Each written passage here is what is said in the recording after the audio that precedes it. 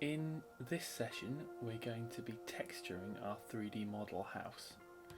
In preparation for this, I want you to download the texture files in the video description. They are two files called brick walls and roof tiles, and I want you to take these textures and drag them into our Maya project folder. So in Maya, which is in Documents, Projects, House, and then I want you to drag them into the Source Images subfolder. These are where our textures belong. So I'm just going to exit that. Now the way a 2D texture works is that they are images that are projected onto our 3D model. So if we go to Hypershader, now we already have one material created, Lambert 1, that's the default material. A Lambert is a standard non-glossy material, and if we just click on Lambert we can create a new material. We're going to, for the sake of organisation, rename it here. We're going to call it brick walls. Now we need to feed our texture file into our material through the colour channel, and we're just going to click this icon here, and we're just going to click on File because we want to connect to our file, and then we're going to click the little folder icon which will take us to our source image subfolder where we have our texture files, and we're going to click on brick walls, and then we're going to click open. That has created our new texture. Now in order for texture images to be displayed, we actually have to click, I'm just going to exit the Hypershader, we have to click 6 on the keyboard.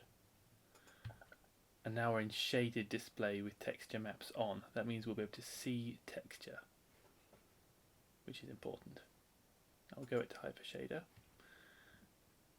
Now to apply a texture, like our brick walls texture, you just hold down the middle button, the scroll button on your mouse, hold it down, and we're just going to, first of all, I'm going to drop it onto this cube that I've created, and I'm going to drop it onto the walls. Now you can see it looks sort of weird and distorted. On the cube it actually is displaying correctly, but on this image it's quite stretched on this panel, but it's displaying more or less correctly on this panel. It's obviously not in the right place at the moment, but it's displaying more or less correctly on this panel, but it is stretched on the long panels. We can actually see what's going on. Let's just click on our cube. Now we need to make sure that we're on the modelling tab, otherwise our UVs will not be showing up. I'm going to click on UV and go to UV editor. Now if we look at our cube, we can see the way the projection works. This face corresponds with this face here, and our UV map is basically taken our 3D image, unwrapped it like a cardboard box, and it's displaying all 6 faces flat on our texture. But then if we click on our house over here, we can see that it's also displaying like a cube. Of course it isn't a cube anymore, we've edited it. This panel should be a rectangle, it shouldn't be displaying as a square, and that's why it's all stretched like this. We actually have to re-project it so that it will project our house accurately. Now there's a problem with this already. If we click on our object and we look in the channel window, you can see these are the modifications we've made to the cube. If we undo the scale modifications, so it's not reading 5.3, it's reading 1, 1, 1, it just goes back to being a cube. Maya knows that it's a cube we want it to read it as the modifications we've made, not as a cube with modifications, if that makes sense. To do that, we need to freeze transformations. Now it's reading as the modifications. I hope that makes sense. If not, don't worry. It's quite a difficult concept to explain, but you'll get the hang of it. If I go to UVs now, I can actually project it. There's a lot of different ways to project it, but the most simple way is just to hit automatic. And you can see this is the way the projection works, so it's projecting onto each of these surfaces. I'm going to deselect, and I'm going to go to UV editor. Now we can see our UVs have changed and they're more accurate now. The bricks are displaying the wrong way round, but you can see the actual shape is correct. This is now a rectangle. What do we have to do to make the bricks display the right way round? Well, we need to just left click while we're on selection mode. We need to be in face mode. Make sure you're in face mode, bring up the marking menu, select face, and we're just going to left click, drag and select all of our faces.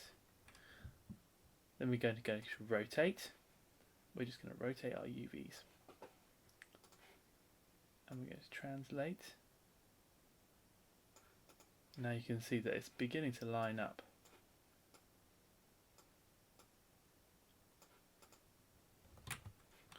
That is looking more like it. The UV projection doesn't quite fit the texture image that I've made.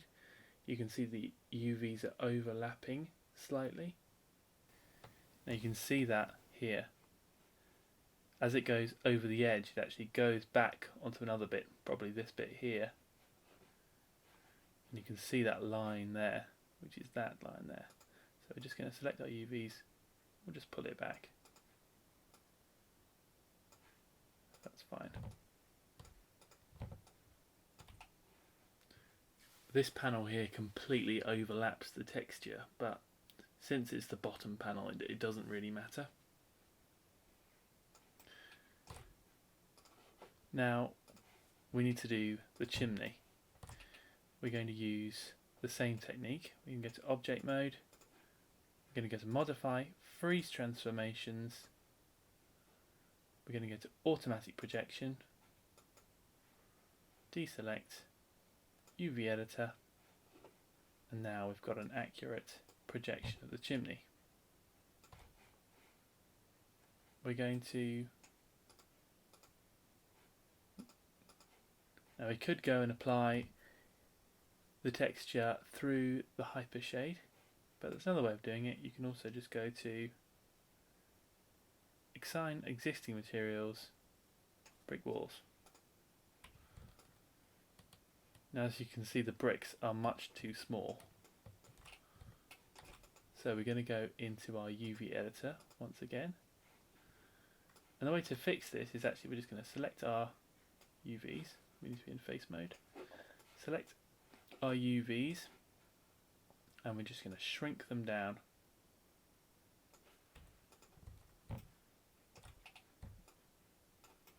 There we go. Maybe we can make them a little bit smaller. There we go. You can see they're not quite lining up there.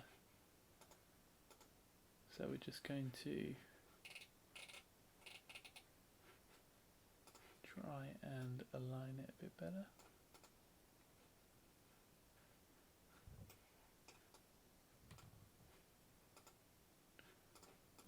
That'll do. And that will about do it.